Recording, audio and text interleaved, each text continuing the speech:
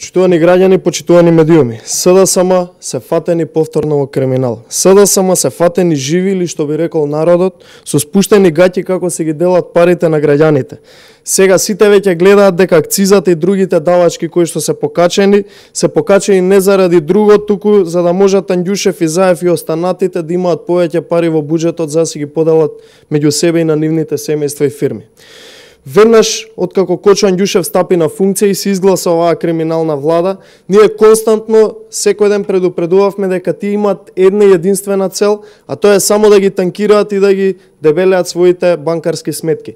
Последниот од низата скандали со кои Кочо Анѓушев и други видни функционери на СДСМ земаа стотици илјади евра од владата и си ги доделија самите на себе, е уште еден показател колку криминална влада ни ја води нашата држава.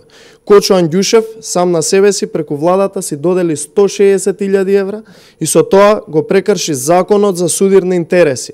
Дело кое според кривичниот закон на Република Македонија е казниво со најмалку 3 години казна затвор.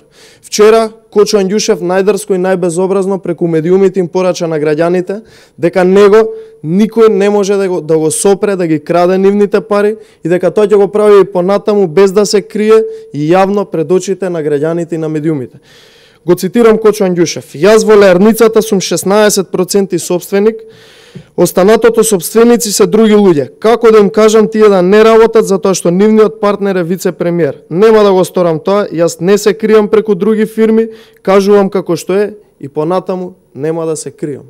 Почитувани, Кочо Анѓушев заборавил дека кога го гласава во собранието за вице-премиер, тој изјави дека функцијата ќе ја врши совесно и одговорно, ќе го почитува уставот и законите на Република Македонија.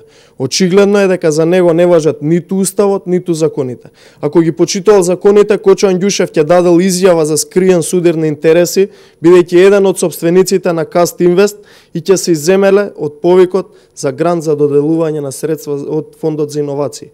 Со тоа што не го сторил тоа, Кочо Анѓушев е соучесник во сето ова и го прекршил законот. Затоа, уште еднаш, јавно го повикуваме јавното обвинителство, кое што, за жал, се уште молчи, да го преземе овој случај во своји раце, за да конечно Кочо Анѓушев одговара пред органите на прогонот, бидејќи не му е прв пат да го прави ова.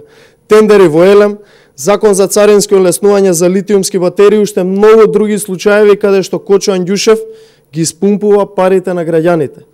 Кочо Анѓушев веднаш да ги врати парите на граѓаните и заедно со директорот на Фондот за иновации, да си дадат оставка, додека траат истрагите и конечно да одговараат за своите криминални постапки.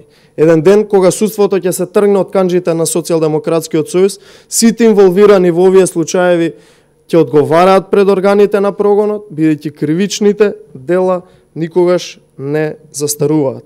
За овој криминал и начин на делење на 10,5 милиони евра, одговорност мора да има и ќе има.